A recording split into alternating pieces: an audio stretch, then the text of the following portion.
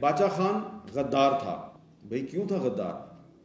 ایک ایسے پاکستان میں جہاں کہا جاتا ہے کہ باچا خان نے تو افغانستان میں دفن ہونا پسند کیا, پاکستان میں دفن ہونا پسند نہیں کیا, تو اس کا کیا جواب ہے؟ یہ بس دو باتیں ہیں جس پہ میں بات کروں گا تفصیل کے ساتھ, لیکن اتنی بھی تفصیل میں نہیں جاؤں گا کہ آپ بور ہو جائیں, کیونکہ وہ ANP کہتی ہے نا کہ ہم سیکولر ہیں. تو سیکولر ہونے کا مطلب یہ تو نہیں ہے کہ آپ کا اسلام سے کوئی تعلق نہیں ہے. یہ میں ANP کے بہت سے لوگوں کو جانتا ہوں جو مسلم لیگ والوں سے زیادہ باقاعدگی کے ساتھ 5 وقت کی نماز ادا کرتے ہیں. جو لوگ یہ کہتے ہیں جناب کہ یہ سیکولر تھے, باچا خان اور ولی خان, ان کا اسلام سے کیا تعلق؟ تو اگر آپ باچا خان کی کتاب پڑھیں تو اس میں انہوں نے تفصیل سے لکھا ہے کہ انہوں نے جو حج تھا وہ کیسے کیا تھا. پیدل حج کیا تھا, اس میں وہ بڑے سخت بیمار بھی ہوئے, اور پھر حج کے بعد وہ اپنی جو اہلیہ محترمہ تھی ان کے ساتھ بیت المقدس چلے گئے, یروشلم, اور مسجد اقصیٰ کا بھی انہوں نے دورہ کیا, اور وہاں پر ان کی جو وائف تھی عبدالعلی خان کی جو والدہ تھیں, جو کہ ان کی پہلی بیوی کی کزن تھی, اور پہلی بیوی جو ہے وہ بھی بیماری سے ان کی موت واقع ہوئی تھی. تو ان کی بہنوں نے ان کی دوسری شادی کی, تو وہ ان کے ساتھ تھی وہاں پہ, اور ان کا ایک حادثہ پیش آیا اور وہ وہاں پہ فوت ہو گئی, اور ان کو وہیں پہ دفن کیا گیا. تو باچا خان کی جو اہلیہ محترمہ ہے وہ جو قبلہ اول ہے ہمارا, مسجد اقصیٰ کے پاس بیت المقدس میں دفن ہے.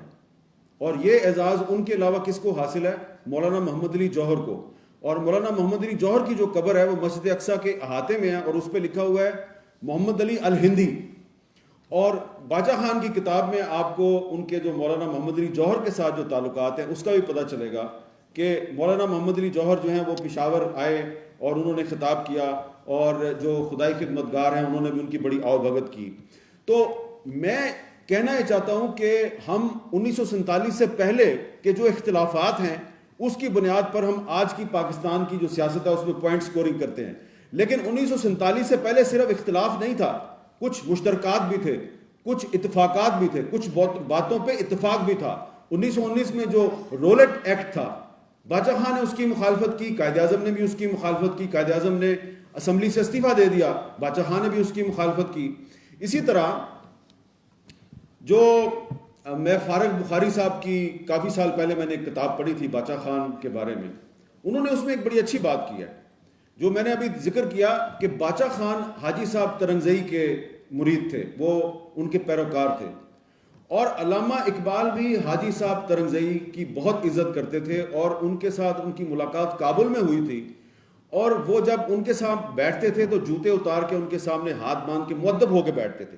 تو حاجی صاحب ترنگزئی جو ہے وہ کون تھا؟ ایک وہ سامراج دشمن عالم دین تھے, ایک تحریک آزادی کے مجاہد تھے, اور علامہ اقبال بھی ان کے فالوور, باچا خان بھی ان کے فالوور.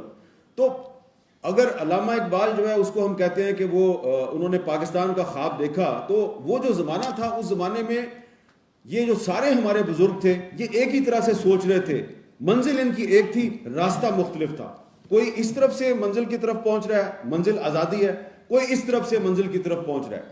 پھر آپ ایک اور بات دیکھیں کہ جو 1930 میں جو ایک قصہ خوانی بازار میں بہت بڑا ایک قتل عام ہوا تھا, اس میں باچا خان کے بہت سے فالورز جو ہیں ان کو شہید کیا گیا تھا, تو یہی وہ زمانہ تھا جب علامہ اقبال نے بھی 1930 میں خطبہ الہ آباد دیا تھا. تو اس کا مطلب یہ ہے کہ یہ ان کی سوچ کا رخ ایک تھا لیکن راستہ مختلف تھا. اور اس کے بعد جب 1947 میں پاکستان بن گیا تو بابر صاحب نے آپ کو بتایا کہ فروری 1948 میں باچا خان نے پاکستان کی جو قانون ساز اسمبلی ہے وہاں پر پاکستان سے وفاداری کا حلف اٹھایا. اس کے بعد ان کی قائد اعظم سے ایک نہیں 2 ملاقاتیں ہوئیں, اور یہ بات بالکل درست ہے کہ جب قائد اعظم نے ان کے ساتھ کراچی میں ملاقات کے بعد پشاور میں ایک اور ملاقات کا وعدہ کیا, تو جو انگریز جو گورنر تھا اس وقت NWFP کا, اس نے کوشش کی کہ یہ ملاقات نہ ہو, اور اس میں کچھ وہ مفاد پرست مسلم لیگی بھی تھے جن کا ذکر کیا بابر صاحب نے, انہوں نے بھی کوشش کی کہ یہ ملاقات نہ ہو. اس کے باوجود وہ ملاقات ہوئی لیکن معاملات آگے نہیں بڑھ سکے کیونکہ یہ مسلم لیگیوں نے پریشر ڈالا کہ باچا خان جو ہے یہ مسلم لیگ میں شامل ہو جائیں. لیکن اس کے بعد جب قائد اعظم کی وفات ہو گئی تو اس کے بعد آپ دیکھیں کہ باچا خان کو زیادہ عرصہ جو ہے وہ جیل میں رکھا گیا. 1 یونٹ کی جب انہوں نے مخالفت کی تو ان کو جیل میں رکھا گیا. آپ مجھے بتائیں کہ اگر آج خدا نخواستہ پاکستان میں کوئی 1 یونٹ بنائے تو میرے سمیت یہ اسٹیج پہ بیٹھے ہوئے تمام لوگ، آپ سارے لوگ، آپ 1 یونٹ کی مخالفت کریں گے. تو کیا اس کا مطلب یہ ہے کہ ہم سارے غدار ہیں؟ تو اگر 1 یونٹ کی مخالفت کی 1956 میں باچا خان نے تو اس لیے کی کہ وہ سمجھتے تھے کہ 1 یونٹ پاکستان کے خلاف ہے، یہ پاکستان کے خلاف سازش ہے. اور اگر باچا خان نے 1 یونٹ کی مخالفت کی تو میں سمجھتا ہوں کہ یہ ان کی ایک حب الوطنی کا ثبوت تھا کہ وہ پاکستان سے محبت کرتے تھے، وہ چاہتے تھے پاکستان قائم رہے، اس لیے انہوں نے 1 یونٹ کی مخالفت کی. اور اگر 1 یونٹ جو ہے وہ ختم نہ ہوتا تو پاکستان بہت پہلے ٹوٹ جاتا. اس کے علاوہ آپ کو چاہیے کہ جو باچا خان پہ جو 1 یونٹ کی مخالفت پر جو ان پر مقدمہ بنایا گیا اور اس مقدمے کا جو جواب انہوں نے عدالت میں جمع کروایا، ایک تحریری جواب ہے جو فارغ بخاری صاحب کی کتاب میں موجود ہے، اس میں انہوں نے پوری تفصیل بتائی ہے. انہوں نے اس میں ساری تفصیل بتائی ہے کہ نہ میں پاکستان کا مخالف ہوں. جب پاکستان بن گیا تو اس کے بعد ہم نے فیصلہ کیا کہ اب ہمیں پاکستان میں رہ کر پاکستان کی ترقی کے لیے کام کرنا ہے. اسی بیان میں انہوں نے وضاحت کی ہے کہ جب میں 1948 میں پاکستان کی آئین ساز اسمبلی میں تقریر کر رہا تھا تو تقریر کے دوران لیاقت علی خان جو ہے اس نے مجھ سے پوچھا کہ یہ جو آپ پختونستان کی بات کرتے ہیں یہ کیا ہے؟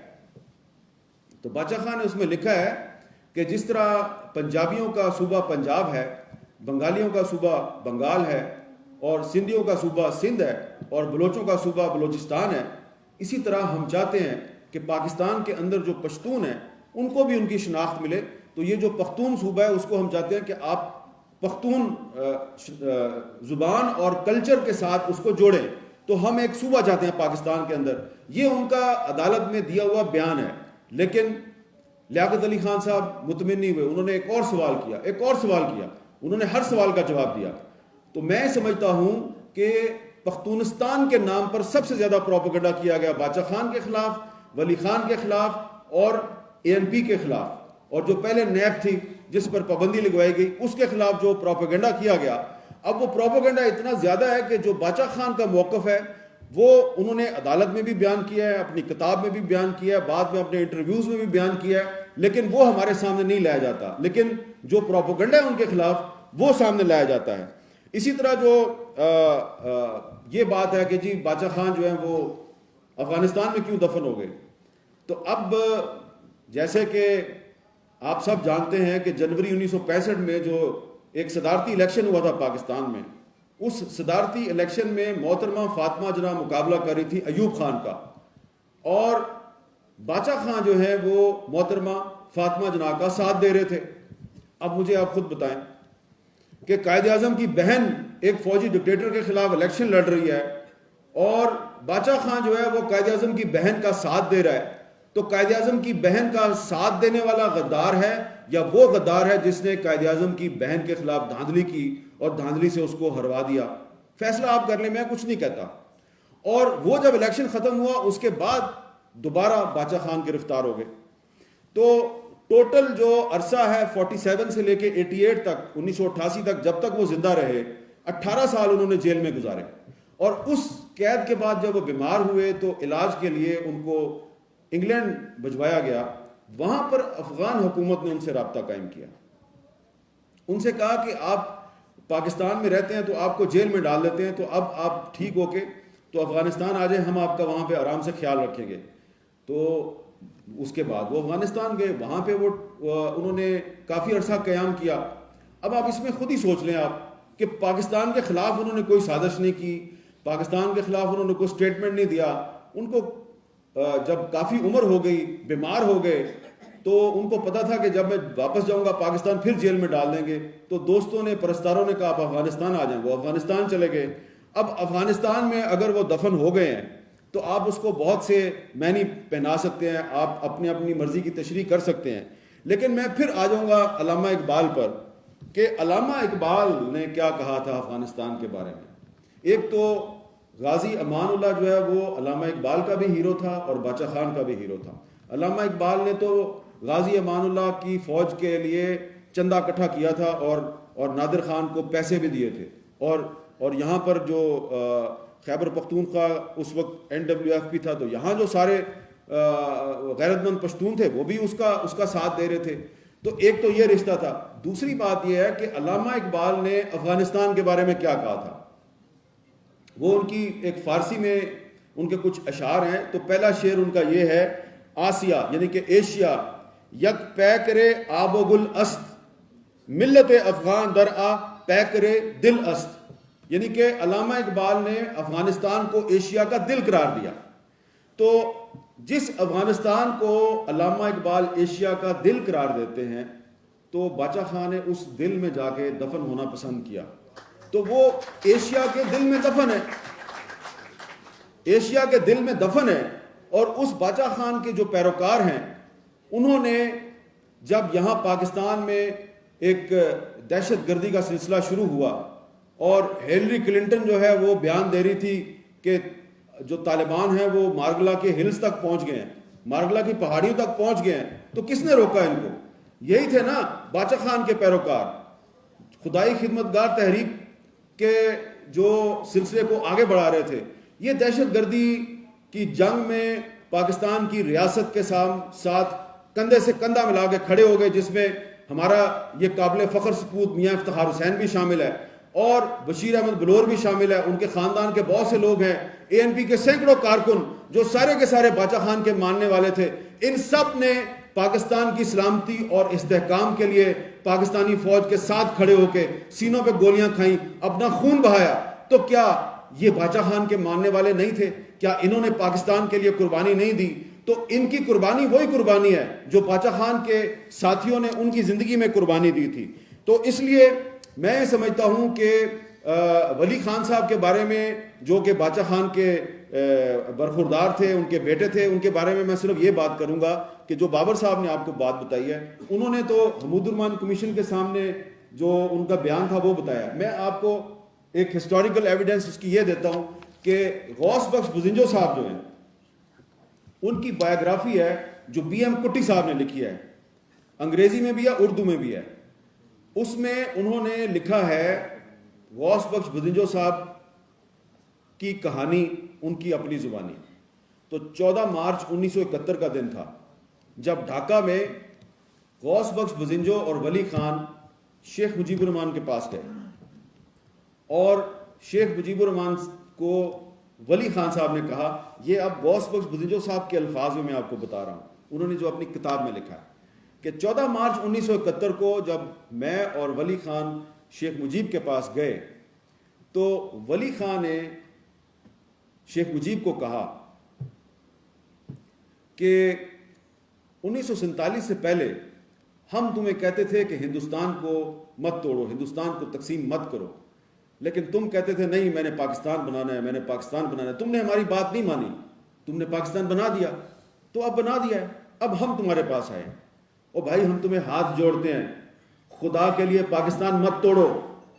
ولی خان نے شیخ مجیب کو ہاتھ جوڑ کے کہا خدا کے لیے پاکستان مت توڑو. تو اس پر شیخ مجیب غصے میں آیا، جو آپ کہہ رہے تھے، اس پر شیخ مجیب غصے میں آیا.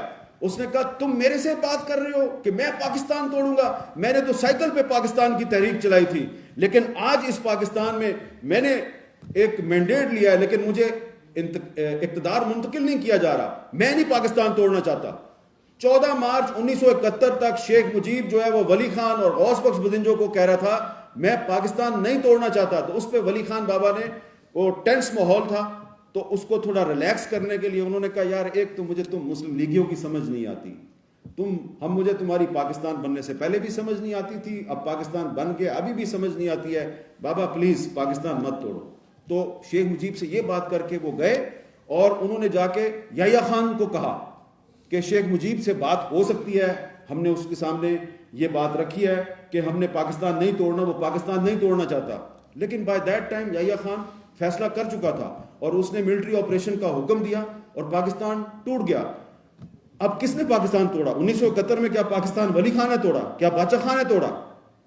جس نے توڑا وہ آپ جانتے ہیں. لیکن میں نے آپ کو ان کے بارے میں بتا دیا، ولی خان اور باچا خان 1947 کے بعد انہوں نے پاکستان کو قائم رکھنے کے لیے، پاکستان کو مضبوط بنانے کے لیے کردار ادا کیا ہے. لیکن مسئلہ کیا تھا یہ آخر میں آپ کو بات ضرور گوشے گزار کرنا چاہتا ہوں. ایک بہت بڑا مسئلہ تھا. جن لوگوں نے تحریک آزادی میں حصہ لیا وہ ہندوستان میں بھی تھے, پاکستان میں بھی تھے. مسئلہ یہ ہوا کہ جواہر لال نہرو تحریک آزادی میں شامل تھا. ہندوستان میں جو لوگ حکومت میں آئے وہ لوگ تھے جو تحریک آزادی میں شامل تھے, جنہوں نے انگریزوں کے خلاف لڑائی لڑی. پاکستان میں کیا ہوا کہ قائد اعظم کی وفات کے بعد ایک لیاقت علی خان آیا جو قائد اعظم کے ساتھ تھے, لیکن جب وہ قتل کر دیے گئے اس راول پنڈی میں, تو اس کے بعد جتنے بھی لوگ آئے وہ لوگ تھے جو تحریک آزادی میں شامل نہیں تھے, وہ انگریزوں کے ساتھ تھے. تو پاکستان میں انگریزوں کے ایجنٹ اقتدار میں آ گئے. ان انگریزوں کے ایجنٹ ڈکٹیٹروں کی باچا خان کے ساتھ پرانی دشمنی تھی, 47 سے پہلے کی دشمنی. انہوں نے اپنی وہ دشمنی نکالنے کے لیے اس کو 18 سال جیل میں رکھا, اور اس کو 18 سال جیل میں رکھ کے ہمیں یہ بتایا گیا, ہماری نئی نسل کو بتایا گیا کہ یہ غدار تھے, یہ پاکستان کے دشمن تھے, اور وہ پروپیگنڈا جو ہے وہ آج تک چل رہا ہے. لیکن آج آپ لوگوں نے اس ملک کے نوجوانوں نے ایک ایسی تقریب منعقد کی ہے جہاں پہ آپ نے ہمیں موقع دیا کہ ہم بھی تھوڑی سی جو غلط فہمیاں دور کریں, اور یہ آپ پر ذمہ داری عائد ہوتی ہے کہ آپ نے دنیا کو اور خاص طور پہ پاکستان کی نئی نسل کو یہ بتانا ہے کہ باچا خان اور ولی خان پاکستان کے دشمن نہیں تھے, غدار نہیں تھے, اور علامہ اقبال اور قائد اعظم کے ساتھ ان کا جو بھی معاملہ تھا وہ 47 سے پہلے تھا. 47 کے بعد وہ اس پاکستان کی سلامتی کے لیے انہوں نے اور ان کے ماننے والوں نے اتنی ہی قربانیاں دی ہے جتنی کسی دوسرے نے قربانی دی ہے. تو یہ جو قربانیوں کا سفر ہے یہ انشاءاللہ آئندہ بھی جاری رہے گا, اور مجھے امید ہے کہ آپ لوگ باچا خان اور ولی خان کے راستے پہ چلتے ہوئے پاکستان کو مضبوط بنائیں گے. اور ولی خان صاحب کی یہ جو کنٹریبیوشن ہے پاکستان میں, کہ پاکستان کا جو اس وقت 1973 کا متفقہ آئین ہے, اس آئین کی تشکیل میں جو ان کا کردار ہے وہ ناقابل فراموش ہے. آج اس آئین کے خلاف بہت سازشیں ہوتی ہیں. جو لوگ اس آئین کو توڑتے ہیں, اس آئین کو اپنے بوٹ تلے رونتے ہیں, ان کے بارے میں تو کہا جاتا ہے کہ وہ ہمارے ہیرو ہیں, ان کے خلاف بات نہ کرو. اور اگر کوئی نوجوان جو ہے وہ اپنے رائٹس کے لیے آواز بلند کرے اور آئین پہ تنقید کر دے تو آپ اس کو گرفتار کر لیتے ہیں. تو کون بڑا دشمن ہے؟ وہ بڑا دشمن ہے جو آئین کو اپنے بوٹ تلے رونتا ہے, یا وہ نوجوان بڑا دشمن ہے جو یہ کہتا ہے کہ اس آئین کو ٹھیک کرو؟ یہاں تو ایسے بھی لوگ ہیں جو کہتے ہیں پاکستان کو پارلیمانی نظام نہیں چاہیے, صدارتی نظام چاہیے. یعنی کہ پارلیمانی آئین نہیں چاہیے, صدارتی آئین چاہیے. اس میں تو یہ افتخار چودھری بھی ہے. تو صدارتی نظام کی بات کرنا 1973 کے آئین پر تنقید نہیں ہے, اس کو مسترد کرنے کے مترادف ہے. تو اس ملک میں آپ اس شخص کے خلاف تو کوئی کارروائی نہیں کرتے جو 1973 کے آئین کو مسترد کرنے کی بات کرتا ہے, جو صدارتی نظام کی بات کرتا ہے. لیکن اگر کوئی نوجوان جو ہے وہ کہتا ہے کہ اس آئین کے تحت ہمیں ہمارے رائٹس نہیں دیے جا رہے, تو آپ اس پہ بغاوت کا مقدمہ قائم کرتے ہیں. تو پہلے بھی ریاست نے بغاوت کے مقدمے قائم کر کے باچا خان اور ولی خان پیدا کیے تھے. آج ایک دفعہ پھر یہ ریاست اپنے حقوق کے لیے آواز اٹھانے والے نوجوانوں پر بغاوت کے مقدمے قائم کر کے مزید باچا خان اور ولی خان پیدا کرنے کی کوشش کر رہی ہے. لیکن مجھے امید ہے کہ یہ نوجوان جن پر آج بغاوت کے مقدمے قائم ہو رہے ہیں, یہ پاکستان کے تحفظ کی لڑائی لڑیں گے, یہ پاکستان کے آئین کے خلاف جنگ نہیں کریں گے, یہ ان کے خلاف جنگ کریں گے جو پاکستان کے آئین کے خلاف جنگ کرتے ہیں. بہت بہت شکریہ.